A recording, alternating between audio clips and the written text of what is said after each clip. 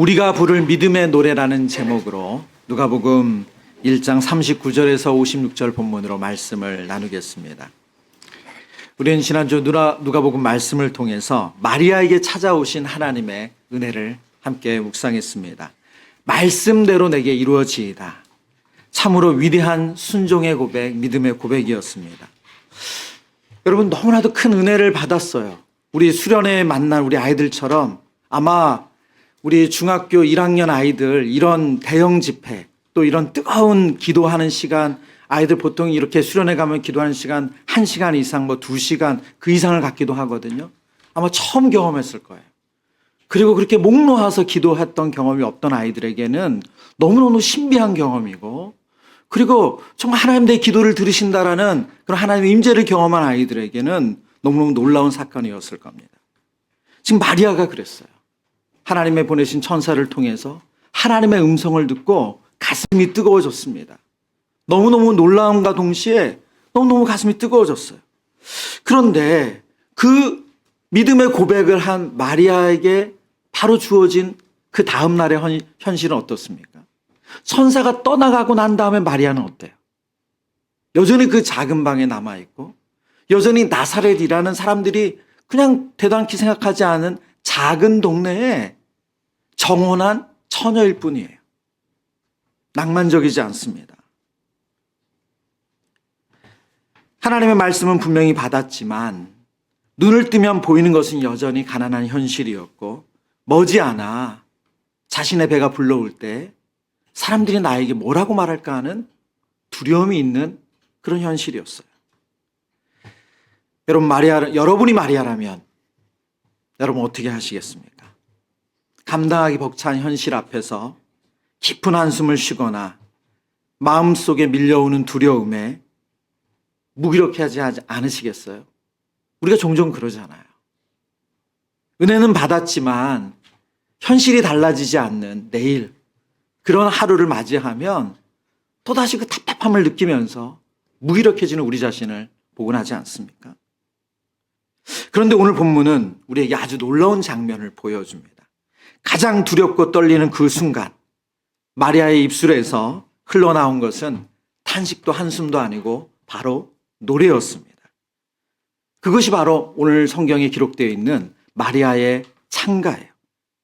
이것은 교회사에서 마그닉 피카시라고 불렀어요. 여러분도 저도 익숙하지 않은 단어인데 저도 말씀을 묵상하면서 알게 됐습니다. 이것은 라틴어 성경의 이 앞자리를 딴 거예요. 마그니피카시라는 것은 뜻은 크게 하다, 높이다 라는 뜻을 가지고 있습니다. 그래서 교회 역사 속에서 가장 위대하고 아름다운 노래로 이 마리아의 찬가를 기억해 왔습니다. 가장 불확실하고 암담한 현실 한가운데서 하나님을 높인 노래, 오늘 이 말씀을 묵상하면서 저와 여러분 안에도 이 마리아의 노래처럼, 마리아의 찬가처럼 하나님이 주시는 소망의 노래가 있기를 축원합니다.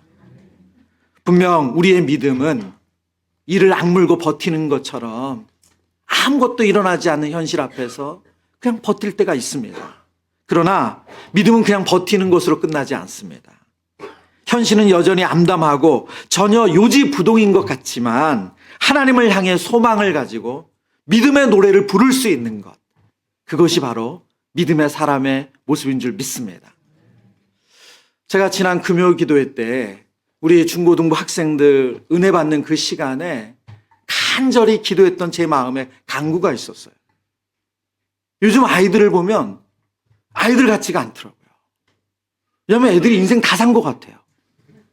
뭘 봐도 그렇게 기뻐하지 않고 좋아하지 않고 애들답지가 않아요. 그래서 너무너무 안타까울 때가 많았어요. 여러분, 아이들이 무슨 세상 근심 걱정이 있을 때입니까? 그냥 재밌는 것 좋아하고 막 깔깔대고 웃고 즐겁고 그래야 되잖아요. 근데 요즘 아이들이 너무 세상을 일찍 알아버렸어요. 그래서 자신의 학교 간 등급을 알면 자퇴할 생각하고, 그리고 나는 이제 난 취직 못한다. 여러분, 중학생 고등학생이 그런 생각할 나이예요? 아이들이 너무 현실을 너무 일찍 가깝게 느껴서 꿈을 꾸지 않아요. 소망의 노래를 부르지 않아요. 여러분 너무 옛날 얘기지만 저희 어렸을 때 장래의 꿈이 뭐냐? 그러면 애들 대부분이 대통령, 뭐 판사, 저도 변호사 했어요. 다 그런 거 씁니다. 자기 능력, 실력 상관이 없이 꿈을 꾸는 거죠. 소망의 노래를 불렀어요. 근데 요즘 우리 아이들을 보면 너무 일찍 그 노래를 포기했어요. 여러분, 아이들만의 문제일까요? 여러분 어떠세요? 오늘 이 마리아의 노래, 마리아의 찬가를 저희가 묵상하면서 저희 안에 하나님을 향한 노래가 회복되어지기를 축원합니다. 첫 번째, 오늘 성경은 말씀합니다. 믿음은 혼자가 아니라 함께 부르는 노래예요. 믿음은 혼자 부르는 노래가 아니라 함께 부르는 노래래요. 천사 가브리엘이 떠난 뒤에 마리아의 방에 찾아온 것은 말로 다 할 수 없는 적막함입니다. 현실이에요. 하나님의 은혜가 강력하게 지나간 자리에 여전히 나사렛에 있는 젊은 처녀, 그리고 자신에게 아이가 임신할 거라는 너무나 부담스러운 뉴스를 아는 채 그 방 안에 있었습니다. 곧 마주하게 될 사람들의 수군거림, 율법의 잣대가 남아 있었어요. 이 순간이야말로 믿음의 길에서 가장 외로운 순간이잖아요. 은혜 받았는데 현실은 전혀 안 바뀐 것처럼 느껴지는 그때, 이때 마리아의 선택이 무엇입니까? 오늘 본문에 보면 마리아는 그 방 안에 앉아 있는 것이 아니라 그 믿음을 지키기 위해서 움직입니다. 어디로 움직입니까? 1장 39절을 볼까요? 1장 39절. 이때 마리아가 일어나 빨리 산골로 가서 유대 한 동네에 이르러. 오늘 본문을 보면 누가복음은 의도적으로 빨리라는 단어를 사용했어요. 자신에게 임한 하나님의 은혜, 감당할 수 없는 하나님의 은혜, 그것을 깨닫고, 그러나 여전히 전혀 달라지지 않은 현실이 있는데 그 안에서 은혜를 그냥 쏟아버리고 묻어버리는 것이 아니라 그 은혜를 유지할 수 있도록, 은혜가 확증될 수 있도록 빨리 움직였대요. 누가는 우리에게 이렇게 말하고 싶습니다. 은혜 받은 사람은 가만히 앉아 현실을 견디는 사람이 아니라 믿음을 지키기 위해 움직이는 사람이라고 지금 알려주고 있는 거예요. 현실 도피가 아니라 자기 믿음을 지키기 위한 간절함으로 지금 마리아가 움직입니다. 마리아가 이렇게 움직인 이유는 뭡니까? 천사가 마리아에게 말씀을 전하면서 어떤 메시지를 전했어요? 내 친족 엘리사벳도 늙어서 아이를 임신했다는 거예요. 도저히 임신할 수 없는 나이의 엘리사벳도 늙어서 아이를 임신했다. 이 메시지를 같이 들었잖아요. 그 말을 곱씹으며 마리아는 깨달았습니다. 하나님이 나에게만 일하시는 것이 아니구나. 진짜 내가 들은 것이 하나님의 음성이 맞나? 이게 일어날 일이 맞나? 확인하고 싶은 거죠. 이미 다른 사람에게도 하나님 그런 은혜를 주셨다면 분명 나에게도 이 일은 일어날 것이다. 그래서 마리아는 달려갑니다. 은혜의 증거가 있는 곳으로, 믿음의 사람이 있는 곳으로. 여러분, 여기 아주 중요한 영적인 원리가 있습니다. 믿음은 혼자서 오래 유지하기 어렵다는 거예요. 여러분이 월요일날 아침에 성경을 펼쳐서 말씀을 읽다가 특별히 하나님 주시는 감동을 받을 수 있습니다. 여러분이 기도하다가 정말로 성령께서 여러분의 마음을 위로하시고 터치하셔서 깊은 눈물을 흘리고 회개를 하고 또 그 안에서 하나님 주시는 힘을 얻을 수 있어요. 그런데 그 믿음이 하루를 유지하기 쉽지가 않잖아요. 그래서 우리가 필요한 게 뭡니까? 그 은혜를, 그 믿음을 나눌 지체가 필요한 거예요. 그 공동체가 필요한 거예요. 그냥 나만 알고 끝나는 것이 아니라 이것이 하나님이 주신 마음이라는 것을 확인해 줄 수 있는 공동체가 필요합니다. 믿음은 반드시 서로를 통해서, 말씀을 통해서 확인되어야 되고 공동체 안에서 단단해져야 합니다. 하나님은 그러라고 우리에게 공동체와 교회를 허락해 주셨어요. 마침내 마리아가 엘리사벳의 집 문턱을 넘습니다. 그리고 인사를 건넸어요. 아직 자신의 이야기를 다 소상하게 털어놓지 않았어요. 그런데 그 순간 놀라운 일이 벌어지죠. 오늘 성경에 보면 엘리사벳이 성령의 충만함을 받아 큰 소리로 이렇게 외칩니다. 1장 42절입니다. 같이 읽어보겠습니다. 큰 소리로 불러 이르되 여자야 내가 복이 있으며 내 태중의 아도 복이 있도다. 1장 45절에 이어서 엘리사벳이 또 이렇게 말합니다. 주께서 하신 말씀이 반드시 이루어지리라고 믿은 그 여자에게 복이 있도다. 여러분, 마리아가 엘리사벳에게 이 이야기를 들었을 때 얼마나 전율이 느껴졌을까요? 내가 착각한 게 아니구나. 내가 잘못 들은 게 아니구나. 내가 들은 하나님의 음성이 내가 몽롱해서 그냥 환청을 들은 게 아니구나. 얼마나 전율이 느껴졌을까요? 여러분 정말 가슴이 뜨거워지지 않았겠어요? 마리아의 마음속에 정말 말씀대로 될까? 내가 잘못 들은 것이면 어떡하지 하는 작은 불안과 의심이 있었을 수도 모릅니다. 그런데 하나님은 엘리사벳의 입술을 통해서 그 모든 불안과 의심을 잠재워 주셨어요. 주의 말씀이 이루어지라고 믿은 그 여자에게 복이 있도다. 이 말은 마리아의 믿음을 하나님께서 고정시켜 주시는 대목과 같죠. 하나님 이처럼 공동체라는 안전장치를 통해서 우리의 믿음을 붙드시고 우리의 믿음을 객관화시키시고 우리의 믿음을 단단하게 하신다는 거예요. 여러분 생각해 보세요.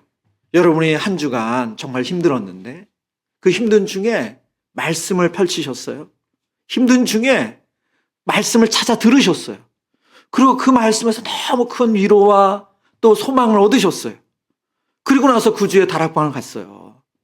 그래서 다락방 가서 제가 정말 사실은 너무너무 힘들어가지고 마음이 주체가 안 돼가지고 성경을 펼쳤는데 놀랍게도 그 말씀이 너무 저에게 와닿고 그게 위로가 됐어요. 그런데 그 얘기를 듣던 어떤 분이 눈이 동그래지면서 오늘 말씀처럼 주께서 하신 말씀이 반드시 이루어지라고 믿은 이 여자는 복되도다 하는 것처럼 여러분 만약에 집사님 저도 동일한 은혜를 받았는데 어떻게 그러셨어요? 저도 그랬는데 여러분 이 일이 일어난다고 생각해 보세요. 여러분 이 말씀을 어떻게 우리 삶에 적용해야 될까요? 첫 번째는 영적으로 고립되시면 안 돼요. 여러분 우리가 어떤 상황에 있든지 영적으로 고립되면 안 됩니다. 영적으로 고립되지 않고 공동체 안에 믿음의 공동체 안에 여러분 교회에서 정한 가장 안전한 공동체는 다락방이고 봉사하는 공동체입니다. 만약에 여러분이 아직 거기까지 가기 어려우시다면 여러분을 위해서 기도하는 지체들이 꼭 있으셔야 돼요. 사단은 늘 우리를 혼자 두려고 합니다. 아무도 내 마음, 내 상황을 이해하지 못해. 더 가까이 가봐야 또 상처받을 거야. 여러분 신앙생활 하시면서 이렇게 공동체 안에서 어려움을 겪으셨던 분들이 있으실 거예요.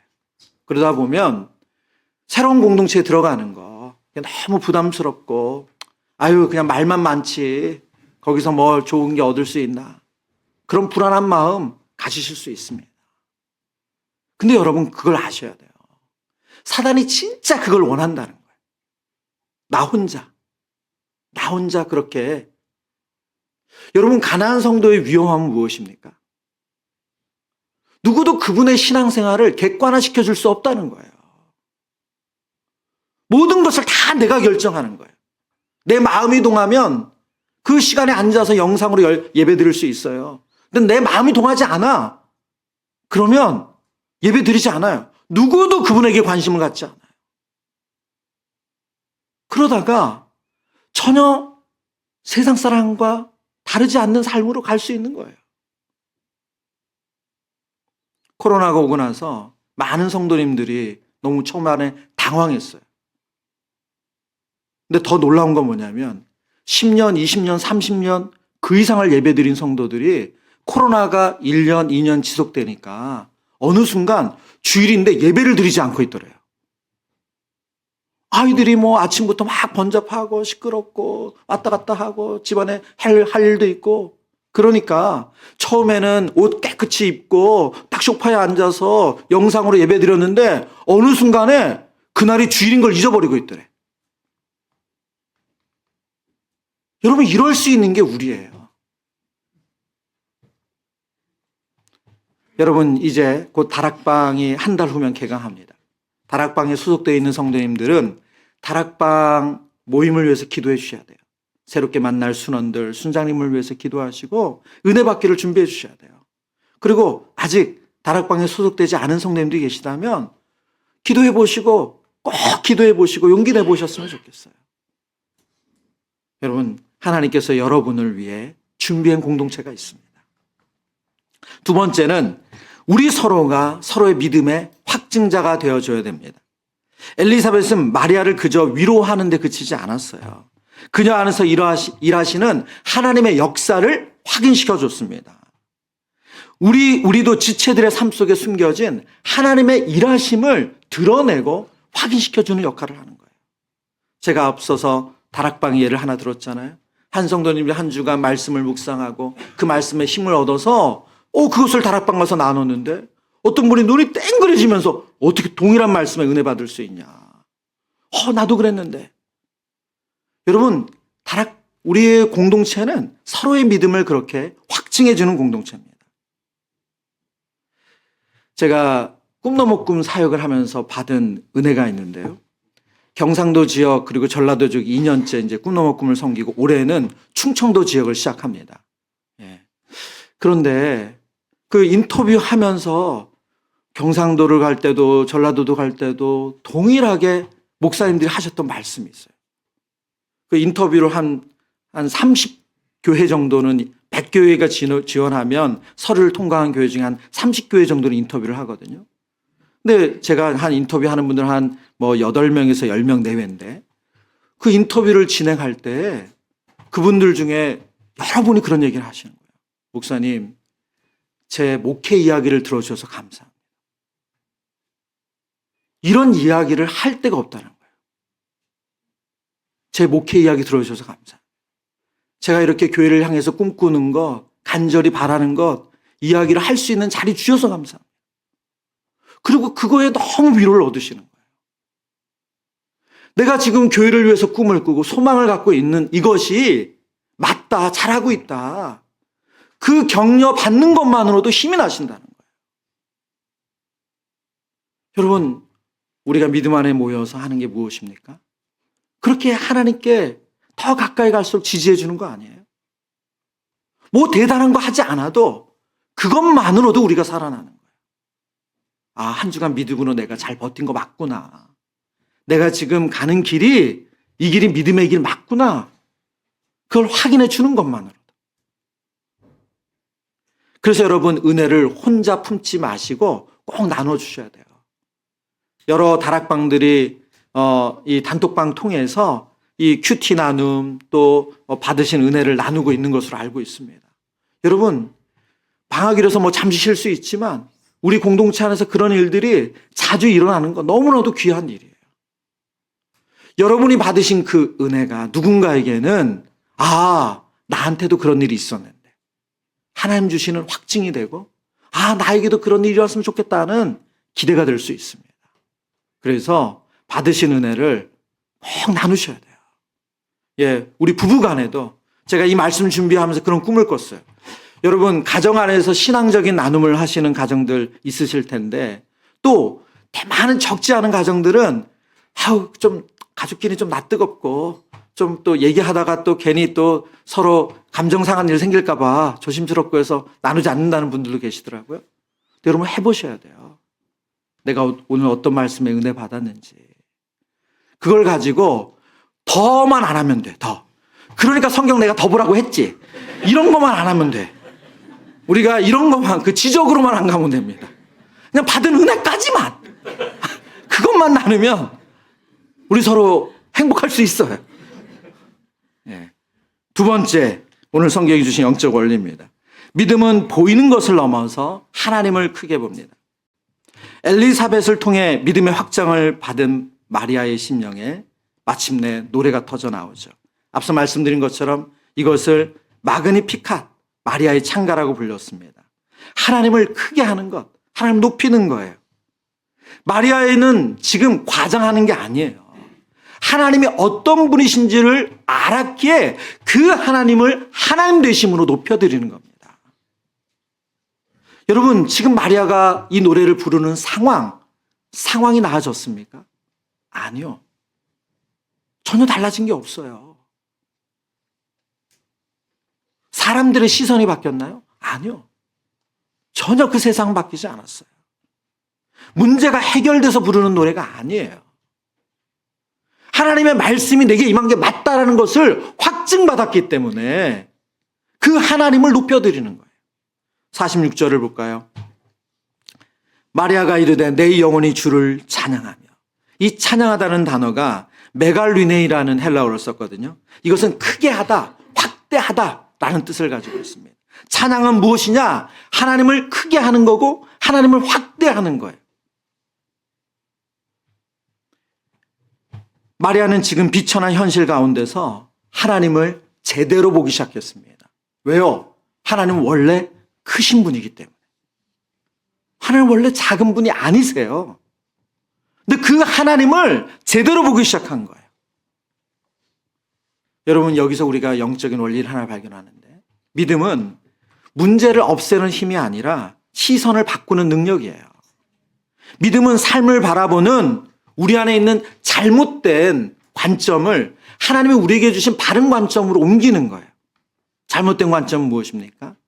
우리가 자꾸 우리의 삶의 문제를 현미경으로 보는 거예요. 더 자세하게, 더 디테일하게, 더 멀리. 아직 일어나지 않은 일. 여러분, 그런 통계들 많이 보지 않으셨어요? 실제로 우리의 근심과 염려의 70%는 아주 그냥 일어나지 않을 일이라는 거예요. 우리는 현미경으로 늘 우리의 문제와 현실을 봅니다.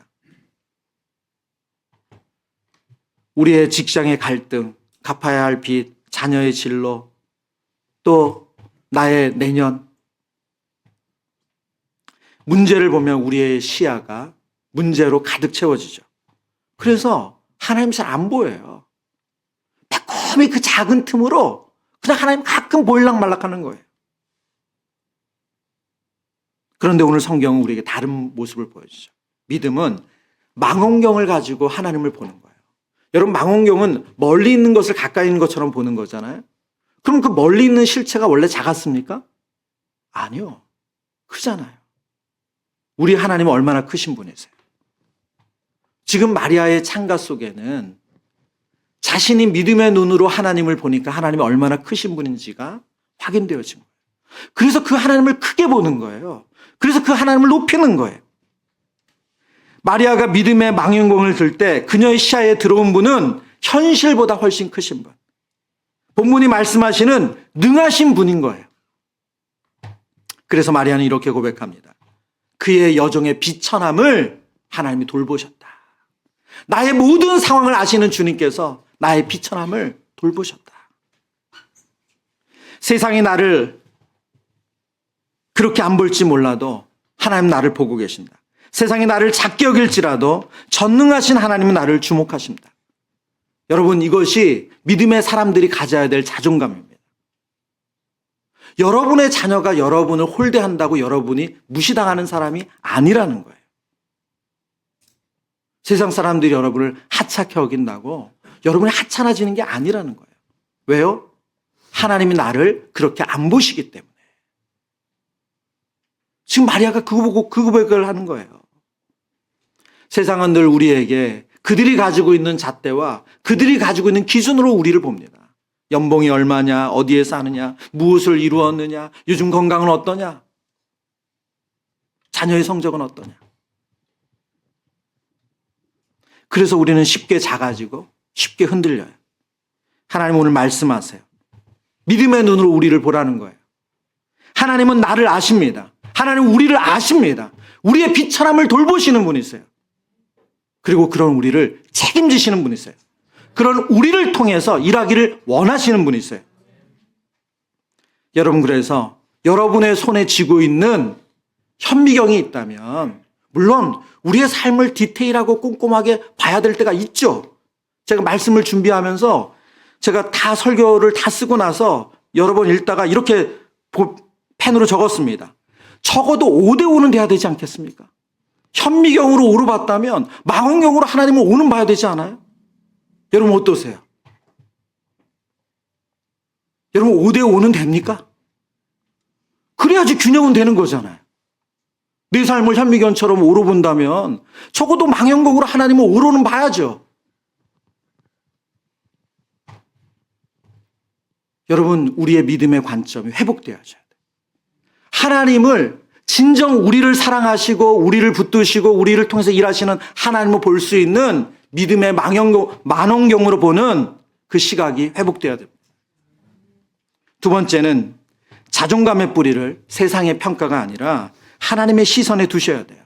앞서 말씀드린 것처럼 세상이 우리를 향해서 끊임없이 질문하잖아요. 노후 대책은 되셨어요? 건강은 어떠세요? 자녀들 성적은?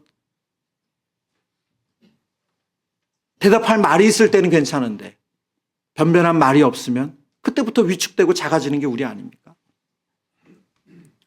그러나 마리아를 보면 비천한 여종이었지만 조금도 움츠러들지 않았습니다. 왜요? 하나님이 그녀를 알고 계시기 때문에. 세상이 나를 몰라줘도 괜찮습니다. 하나님 나를 아십니다. 이 확신이 있으시길 바랍니다. 그러기 위해서 끊임없이 우리의 매일의 삶에 우리의 영혼의 렌즈를 닦는 시간을 가지셔야 돼요. 우리의 영적으로 어떤 시각으로 내가 나를 보고 세상을 보고 문제를 보는지를 확인하셔야 돼요. 예배는 바로 그런 시간입니다. 우리가 렌즈를 갈아 끼는 시간이에요. 내 렌즈가 현미경처럼 늘 좁아져 있어서 나에게로 향해 있었던 것을 망원경 렌즈로 바꾸는 거예요. 크신 하나님을 확인하는 시간이 바로 이 예배 시간입니다. 그렇게 은혜 받았지만 월요일 아침 되면 또다시 현미경으로 바뀌어 있을 거예요. 여러분, 그러면 어떻습니까? 다시 말씀을 펼쳐들고 그때 망원경 렌즈로 바꾸면 되죠. 우리가 그 믿음의 싸움을 하는 거예요. 그러나 우리에게 현미경만 있는 삶이 아니라 망원경 렌즈로 하나님이 얼마나 크신 분인지를 늘 잊지 않으시는 그런 복된 한 주 보내시길 축원합니다. 마지막 세 번째입니다. 성경은 믿음은 아직 오지 않은 승리를 노래하는 것이 우리가 불러야 될 노래라고 말씀하세요. 망원경을 들어서 하나님을 크게 보기 시작하면 그 다음에 비로소 시작하는 것이 있습니다. 바로 하나님이 어떻게 일하시는지를 깨닫게 돼요. 마리아의 시선이 바로 그랬어요. 그녀는 자신의 비천한 처지를 넘어서 하나님이 이 역사를 어떻게 이끌어 가시는지를 바라보며 노래하기 시작합니다. 이 마리아의 창가에 보면 그냥 나사렛에 있는 젊은 처녀가 부르기에는 조금 오버 같은데 그런 노래 내용이 있어요. 그게 무엇이냐? 51절에서 53절입니다. 51절에서 53절. 같이 읽습니다. 시작. 그의 팔로 힘을 보이사 마음의 생각이 교만한 자들을 흩으셨고 권세 있는 자를 그 위에서 내리치셨으며 비천한 자를 높이셨고 줄이는 자를 좋은 것으로 배불리셨으며 부자는 가난으로 보내셨도다. 아멘. 지금 마리아의 노래 내용이 무엇입니까? 자신의 삶을 떠난 더 큰 그림이죠. 하나님이 이 땅을 어떤 방식으로 운영하고 다스리는지를 노래하고 있는 거예요. 여러분, 지금 이 마리아의 노랫말은 세상 사람들이 바라보는 세상의 시각과는 전혀 달라요. 높은 자리가 복이 있다. 많이 가진 사람이 안전하다. 이것이 세상이 말하는 노래잖아요. 그런데 하나님은 이 가치를 완전히 뒤바꾸셨다는 거예요. 업셋하셨다는 거예요. 스스로 높아졌다고 여기는 자들은 하나님 흩으신대요. 낮아져서 하나님만 바라보는 자들을 존귀하게 세우신대요. 여러분, 믿음의 눈을 들어서 하나님을 크게 보게 되니까 하나님이 어떤 방식으로 일하시는지를 깨닫게 되신다는 거예요. 깨닫게 되었다는 거예요. 저와 여러분 안에도 이 믿음의 눈이 열려지는 은혜가 있기를 축원합니다. 여러분, 우리가 뉴스를 통해서 세상이 돌아가는 이야기들 얼마나 많이 듣습니까? 그런 이야기를 듣다 보면 정말 때로는 어떨 때는 너무 무서워요. 금방 망할 것 같고. 또 어떨 때는 세상에 어쩌려고 이러나 하는 생각도 들고. 그리고 또 어떨 때 보면 요즘같이 AI 시대로 오면서 갑자기 뭐 직업이 막 1만 4천 명이 해고가 되고 막 이런 하면 너무너무 또 불안해져요. 그러나 여러분, 세상은 그 온갖 뉴스를 통해서 그렇게 세상이 다 그렇게 움직이는 것처럼 보이지만 하나님 지금 다르게 말씀하신다는 거예요. 그게 전부가 아니라는 거예요. 여러분, 그것에 대한 확증이 뭡니까? 그것에 대한 증거가 뭐예요? 저와 여러분의 삶만 봐도 알아요. 우리가 그 세상의 잣대대로만 가서 이렇게 살 수 있었습니까? 아니요, 그렇지 않아요. 제가 말씀을 준비하면서 제 자신을 돌아보면서 그런 생각이 들더라고요. 만약 사단이 저에게 끊임없이 제가 자라오면서 성장기에 제 죄를 보았던 세상의 시각으로 저를 봤다면 저는 도저히 이 자리에 있을 수 없어요. 네가 그 성적 가지고 뭐를 해? 만약 그 메시지에 제가 그래서 저는 아무것도 안 했을 거예요. 네가 그 성격 가지고 뭘 하겠어? 여러분, 지금 제가 좀 사람이 된 거예요. 이제는 엄청나게 다혈질이었는지 몰라요. 그러나 여러분, 그런 세상이 끊임없이 우리에게 말하는 방식으로만 하나님이 이 땅을 움직이시는 게 아니라 하나님은 하나님의 영적인 원리를 가지고 이 땅을 다스린다는 거예요. 믿음의 사람은 그것을 볼 수 있다는 거예요. 근데 오늘 본문에 특별히 관심을 갖고 보아야 될 내용이 있는데요. 마리아의 노래를 보면 흩으셨고 내리치셨고 높이셨고 동사들이 모두 과거형이에요. 지금 현실은 어떻습니까? 마리아가 이 노래를 부르는 순간에 세상이 실제로 그렇게 바뀌었어요. 여전히 로마가 다스리고 있습니다. 압제를 당하고 있어요. 헤롯이 여전히 왕자에 있어요. 가난한 사람들의 삶도 그대로예요. 눈에 보이는 세상은 아무것도 달라지지 않은 것처럼 보였어요. 근데 왜 마리아는 하나님이 이미 다 하셨다고 노래를 하고 있습니까? 과거형으로 지금 노래하고 있거든요. 여러분, 이것이 믿음의 사람이 할 수 있는 거예요. 왜요? 하나님께서 성령을 통해서 예수님을 잉태케 하셨어요. 마리아에게 일어난 일이에요. 이 일을 통해서 하나님이 일하시는 방식을 깨달았어요. 그래서 하나님께서 앞으로 하시고자 하는 일이 이미 성취됐다고 믿는 것이죠. 여러분, 간절히 소망하기는 저와 여러분 안에 이런 믿음의 담대함이 있길 바랍니다. 내 손에 잡혀서만 그렇지 라고만 이야기하는 것이 아니라 아직 내 손에 잡히지 않았지만 하나님이 우리에게 약속의 말씀을 통해서 확증해 주셨다면 그것을 소망 가운데 이렇게 확신 있게 노래할 수 있는 은혜가 있기를 축원합니다. 여러분 자녀들에게 그런 축복을 해 주셔야 돼요. 애가 말해요. 취업에 계속 이력서 냈는데 애가 내가 뭐 되겠어. 그래, 그냥 나 알바나 하고. 아이가 막 그런 자신에 대해서 자조 섞이고 그런 마음을 쏟아놓을 때 여러분이 그래서 아빠가 더 이거 넣으라고 했지 이런 말을 하는 게 아니라 여러분이 소망의 노래를 부를 수 있어야 돼요. 왜요? 하나님께서 택하신 자녀잖아요. 하나님께서 책임지시는 자녀잖아요. 너 그게 전부가 아니다. 하나님 널 사랑하시고 널 위한 계획이 있다. 우리 기도해보자. 허풍입니까? 하나님 은혜 안에서 우리가 이 소망을 가질 수 있어야 돼요. 물론 현실적이어야 되죠. 허무맹랑한 꿈을 꾸는 거는 성경이 말씀하시는 믿음이 아니에요, 분명히. 근데 오늘 우리는 현실에 너무 주눅들어서 살아요. 그래서 아이들도 부모 세대도 함께 꿈을 못 꿔요. 여러분, 하나님이 이 땅을 그렇게 만드셨다면 세상은 처음 태어나는 순간부터 그 길이 바뀔 수가 없었을 거예요.